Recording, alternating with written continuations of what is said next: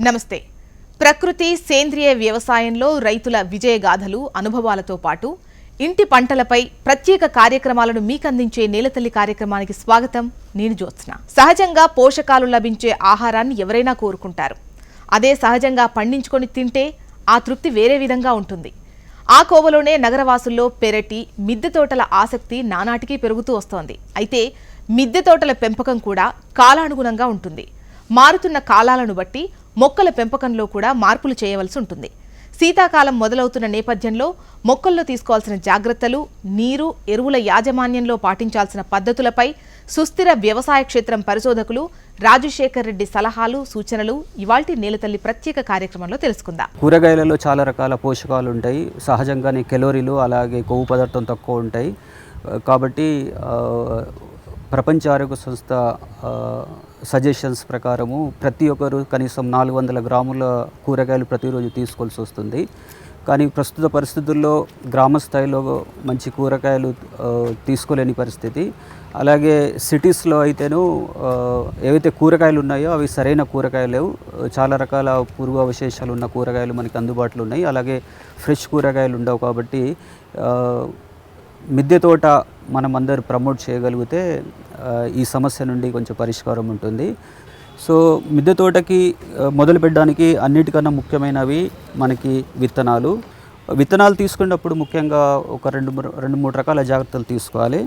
మార్కెట్లో మీరు విత్తనాలు తీసుకున్నప్పుడు అది ఒక రకమైన పింక్ కలర్తో ఉంటాయి. అలాంటి విత్తనాలు తీసుకోకూడదు. ఎందుకంటే ఒక రకమైన కెమికల్స్తో అవి ట్రీట్ చేస్తూ ఉంటాయి.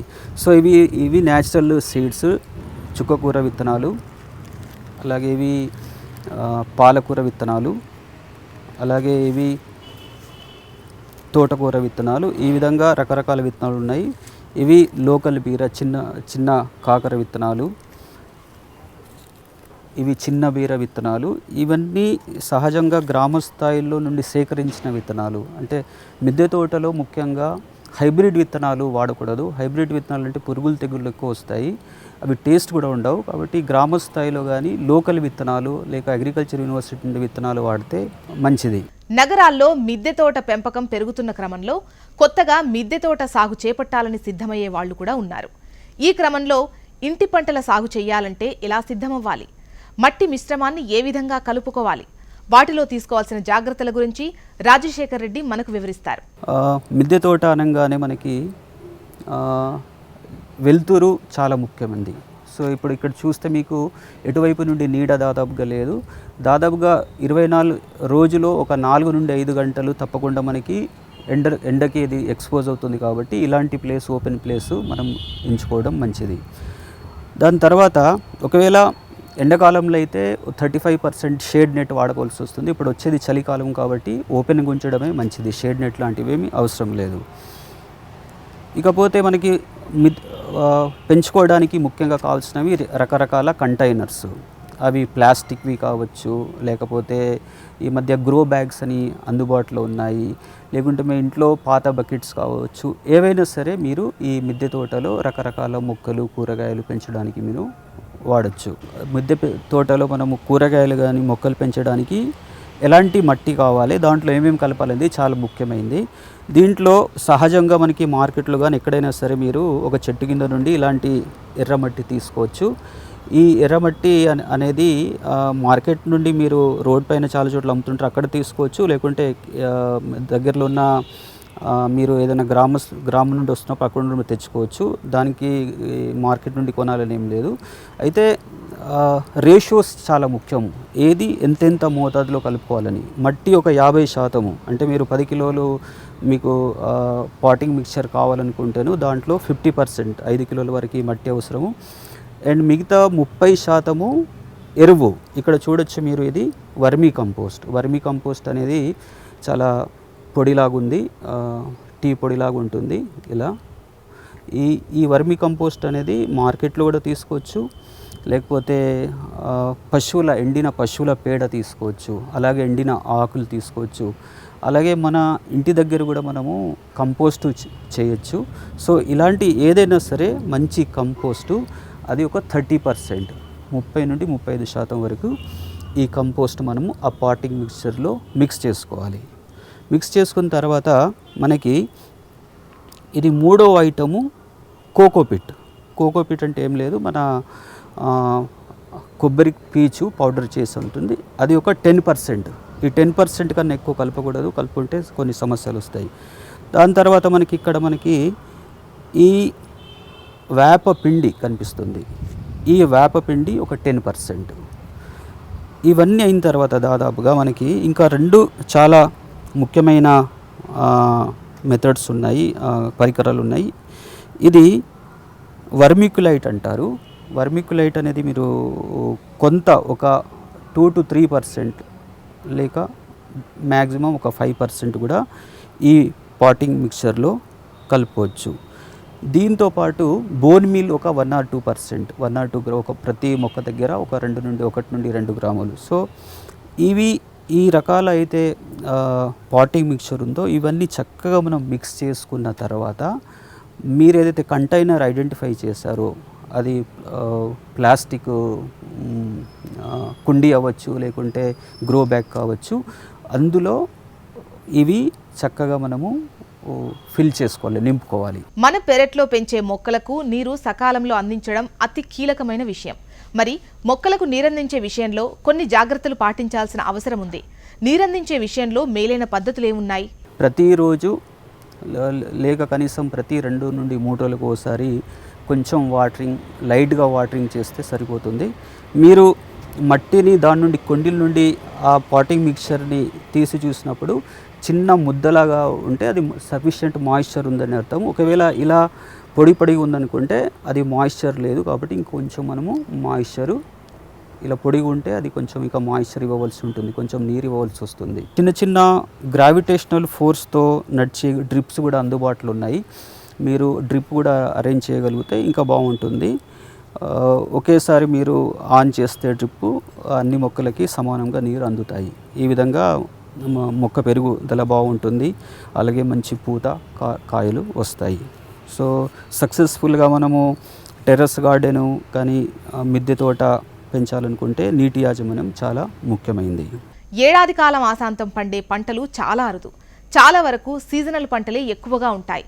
ఆ క్రమంలో కాలం ఎలాంటి మొక్కలకు అనువుగా ఉంటుంది, అదేవిధంగా మొక్కల ఎంపిక, సేంద్రియ ఎరువుల వినియోగం ఏ విధంగా ఉపయోగపడతాయి అనే అంశాల గురించి ఇప్పుడు తెలుసుకుందాం. ఈ పురుగులు తెగుళ్ళు వస్తాయి, వీటిని ఎలా మేనేజ్ చేయాలనేది ఇది చాలా ముఖ్యమైనది. కొంతమంది పురుగులను చూడగానే భయపడుతుంటారు, కాబట్టి అలాంటి పరిస్థితుల్లో మనము ఈ పురుగులను తెగుళ్ళని ఏ విధంగా గుర్తించాలి, ఏ విధంగా యాజమాన్యం అనేది చాలా ముఖ్యమైనది. ఉదాహరణకి ఇక్కడ చూడండి, ఇక్కడ 2 రకాల పురుగులు కనిపిస్తున్నాయి. ఇది ఒక రకమైన ఆకులు తినే పురుగు. సో ఇలాంటి పురుగులు మీకు కనిపించినప్పుడు మీరు నేరుగా మొక్క నుండి తీసేసి దాన్ని పడేయడం లాంటివి చేయొచ్చు. మీకు మరీ అంత భయంగా ఉంటేనే ఒక గ్లౌజ్ కానీ తీసేసుకొని ఇలాంటి పురుగులను ఏరి చంపేసండి. సో దీనికి మీరు ఎలాంటి పురుగు మందులు కానివ్వండి వాడనక్కర్లేదు. ఇలాంటి పురుగులు మీరు గమనించినప్పుడు ఇవి ఆకులను తిని నష్టం చేస్తాయి.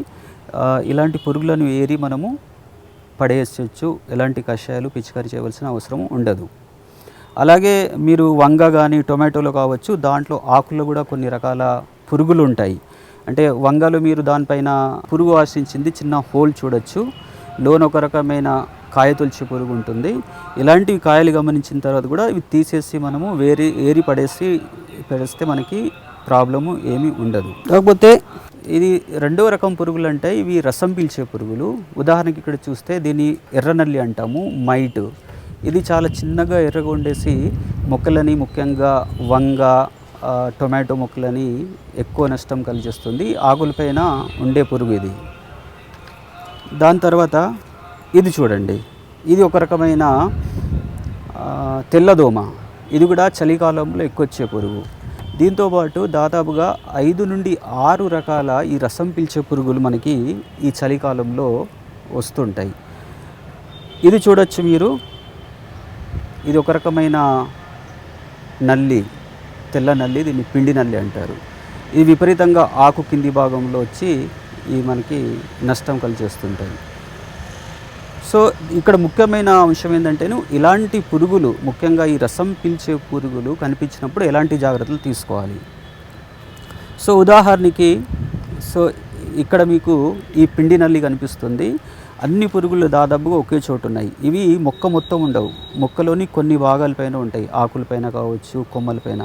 అలాంటి భాగాలు మీరు కట్ చేసేసి తీసేసి ఏరేసేసేసి మీరు నాశనం చేయాలి. మొక్క దగ్గర ఎట్టి పరిస్థితులు వేయద్దు.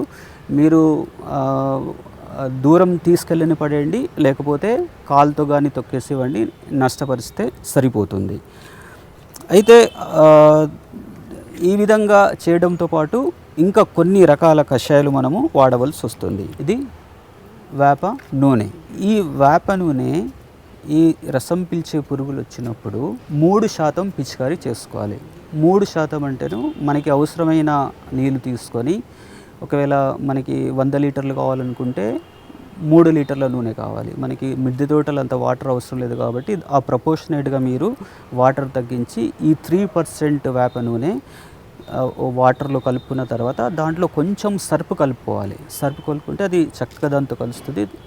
ఈ విధంగా వచ్చిన వేప నూనెని మనము ఎక్కడైతే రసం పీల్చే పురుగులు ఉన్నాయో ఆకులపైన చల్లుకోవాల్సి వస్తుంది. చల్లుకునేటప్పుడు మీరు స్ప్రేయర్తో చల్లుకోవచ్చు, లేకుంటే చేతితో కూడా చల్లుకోవచ్చు. కానీ ఒక జాగ్రత్త చాలా ముఖ్యము. ఈ వేప కషాయం కానీ వేప నూనె చల్లేటప్పుడు ఆకు కింది భాగాలు తడిచేటట్టు చూసుకోవడం మంచిది. ఎందుకంటే ఈ రసం పీల్చే పురుగులు చాలా మట్టుకి ఆకు కింది భాగాలు ఉంటాయి కాబట్టి. మీకు వేప నూనె అందుబాటులో లేకపోతే ఎక్కడైనా వేప చెట్లు ఉంటేను ఈ ఆకులు తీసుకొని ఈ మిక్సీలో గ్రైండ్ చేసుకొని ఈ ఆకులు కూడా వాటర్లో ఫిల్టర్ చేసుకొని ఈ కషాయం కూడా మనము చల్లుకోవచ్చు. దీంతోపాటు కంపోస్ట్ టీ అని ఒకటి ఉంది. ఈ కంపోస్ట్ టీ అనేది ఈ కంపోస్ట్ నుండి తయారు చేస్తారు. ఇది ఇంటి దగ్గరనే మనం తయారు చేసుకోవచ్చు. ఈ కంపోస్ట్ టీ చల్లుకోవడం వలన కూడా కొన్ని రకాల పురుగులు తెగులుల ఉధృతి తగ్గడంతో పాటు మొక్కకి మంచి బలము, మొక్క పెరుగుదల చాలా బాగుంటుంది, పూత కాత కూడా చాలా బాగా వస్తుంది. ఇవి ఒక రకమైన ట్రాప్స్ అంటాము, స్టిక్కీ ట్రాప్స్. ఇది చూడొచ్చు మీరు, ఇది బ్లూ కలర్లో ఉంటుంది, దీనికి జిగురు ఉంటుంది. సో ఇలాంటివి మీరు ఇవి మార్కెట్ నుండి కొననక్కర్లేదు. ఇంటి దగ్గర ఉన్న ఏ ప్లాస్టిక్ వస్తువుకి కానీ బ్లూ కలర్ వేసేసి దానికి కొంచెం గమ్ము, గ్రీజ్ కావచ్చు, లేకుంటే నూనె అతికిచ్చేసేసి ఇవి మొక్కల దగ్గర మొక్క నుండి 1 ఫీట్ ఎత్తులో ఏదో ఒక కట్టెకి ఇలా వేలాడదీస్తే ఈ చిన్న చిన్న రసం పీల్చే పురుగులు అయితే తెల్లదోమ, పచ్చదోమ అని ఉంటాయి, వాటికి ఈ కలర్ని ఆకర్షించబడి దానికి అతుకొని చనిపోతాయి. ఇది ఒక రంగు జిగురు అట్ట అనుకోవచ్చు. దాంతోపాటు ఇది కూడా అలాంటిదే, కాకపోతే రంగు వేరు. ఇది పసుపు పచ్చ జిగురు పూసిన అట్ట అనుకోవచ్చు. దీన్ని స్టిక్కీ ట్రాప్స్ అంటారు. అలాగే వైట్ కలర్లు కూడా దొరుకుతుంది. అంటే బ్లూ, ఎల్లో, వైట్ ఈ 3 రంగులు ఉన్న ఈ జిగురు పూసిన అట్టలు మనము మొక్కల దగ్గర పెట్టుకుంటే ఈ రసం పీల్చే పురుగుల ఉధృతి తగ్గుతుంది. సో దీంతోపాటు నేను ఇంకో చాలా ముఖ్యమైన పురుగులను నియంత్రించే పద్ధతి మీకు చెప్తున్నాను. ముఖ్యంగా బీర, దోసకాయ, అలాగే కాకర ఇలాంటివి ఏవైతే తీగ జాతులు ఉన్నాయో దాంట్లో ఒక పండు ఈగ అని వస్తుంది. ఈ పండు ఈగ చాలా నష్టాన్ని కలుగజేస్తుంది. ఎక్కడైతే కూరగాయలు, పండ్లు ఉంటాయో అక్కడ తప్పకుండా ఈ పండు ఈగ ఉంటుంది. మన ఇంటి పరిసరాలు ఉండొచ్చు, ఎందుకంటే మనం మార్కెట్ నుండి కూరగాయలు తీసుకొస్తాం కాబట్టి మార్కెట్లో కూడా ఉంటుంది. దీన్ని నియంత్రించడం చాలా సులువుగా, ఇది ఒక రకమైన స్టిక్కీ ట్రాప్, ఫ్లై ట్రాప్ అంటారు. ఇది కూడా మార్కెట్లో దొరుకుతుంది. దీంట్లో ఒక ప్లేస్ కనిపిస్తుంది, ఇందులో ఒక చిన్న ట్యాబ్లెట్ లాంటిది దొరుకుతుంది, దాన్ని ల్యూర్ అంటారు. అది ఇందులో పెట్టేసి మనము మీ మిద్దె తోటలో ఒకటి ఎక్కడైనా వేలాడదీస్తే సరిపోతుంది. ఈ చిన్న చిన్న ఈగల్లాగా ఉంటాయి, ఈ ఈగల్లాంటి పురుగులు వచ్చి దీంట్లో పడిపోతాయి. దానివల్ల మనకి ఈ తీగ జాతి కూరగాయల్లో బీర, సొర లాంటి కూరగాయల్లో మనకి ఈ పురుగు నుండి నష్టము వాటిల్లదు. కొన్ని సింపుల్ ఇంప్లిమెంట్స్, టూల్స్ పెట్టుకోవడం మంచిది. ఈ కుర్పీ లాంటిది, ఎందుకంటే ఈ మిద్దె తోట అనేది మనకి వర్షాకాలంలో బయట ఎక్స్పోజ్ అవుతూ ఉంటుంది కాబట్టి మట్టి చాలా గట్టిగా అవుతుంటుంది. సో కాబట్టి ప్రతి 10 నుండి 15 రోజులకు ఒకసారి ఈ సాయిల్ని లూజ్ చేయడం ముఖ్యం. ఈ ఈ సాయిల్ని లూజ్ చేయడం వల్ల గాలి బాగా ఆడేసి వేర్లు బాగా పెరుగుతాయి. వేర్లు బాగా పెరిగితేనే మొక్కలు బాగా పెరుగుతాయి. కాబట్టి ఇలాంటివి సింపుల్ టూల్స్ మీరు కూడా మీ దగ్గర ఈ మిద్దె తోట ఎవరైతే ప్రాక్టీస్ చేస్తున్నారో ఇవి ఉంచుకోవడం చాలా ముఖ్యము. ఇంటి పంటలో చీడపీడల యాజమాన్యం ముఖ్యమైన అంశం. అయితే సేంద్రియ పద్ధతిలో పురుగుల సమస్యను ఎలా అరికట్టాలి, దాంతోపాటు సహజ కంపోస్టు తయారీ, కోకోపీట్ వంటి అంశాల గురించి ఇప్పుడు తెలుసుకుందాం. మన ఇంటి దగ్గరనే కంపోస్ట్ తయారు చేసుకోవచ్చు. మీకు ఇక్కడ ఈ కనిపిస్తున్నాయి. మనము మార్కెట్ నుండి పాడైన కూరగాయలు కావచ్చు, లేకుంటే ఇంట్లో పాడైన కూరగాయలు, పనికిరాని కూరగాయలు కావచ్చు, ఎనీ ఫ్రూట్స్ కావచ్చు. ఆ విధంగా చిన్న చిన్న ముక్కలుగా కోసిన తర్వాత ఇందులో ఈ బిన్లో వేసేయవలసి వస్తుంది. ఈ బిన్లో ఇది ఒక రకమైన అరేంజ్మెంట్ ఉంటుంది. అంటే ఏరేషన్ కోసమని దీనికి ఇలా హోల్స్ ఉంటాయి. ఇందులో పెట్టేసి ఈ విధంగా వేసిన తర్వాత దీని ఒక కల్చర్ ఉంటుంది, మైక్రోబియల్ కల్చర్ ఉంటుంది. ఈ కల్చరు ఇలా స్ప్రెడ్ చేయవలసి వస్తుంది. దాని తర్వాత ఇంకో లేయర్ వేసి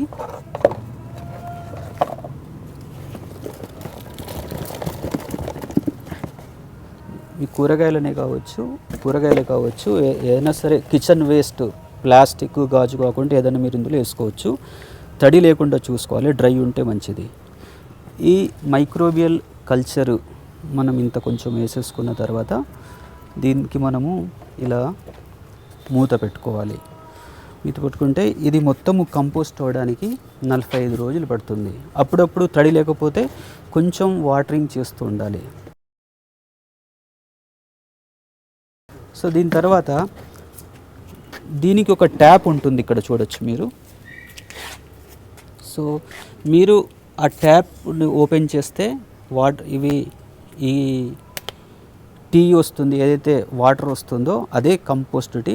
ఇది rich source of minerals and nutrients. ఇది మనము మిద్దె తోటలో 5% చల్లుకుంటే పురుగులు తెగులు నియంత్రణ అవ్వడమే కాకుండాను మొక్కలు మంచి పెరుగుదల ఉంటుంది. సో ఇది సులువుగా అందరూ ఇలాంటి కంపోస్టు ఇంటి దగ్గర చేసుకోవచ్చు. ఈరోజు ప్రసారమైన కార్యక్రమంతో పాటు రైతులకు ఉపయోగపడే మరింత సమాచారం కోసం మా HMTV అగ్రి యూట్యూబ్ ఛానల్ని సబ్స్క్రైబ్ చేసుకోండి. ఇది ఇవాల్టి నేలతల్లి కార్యక్రమం. నమస్తే.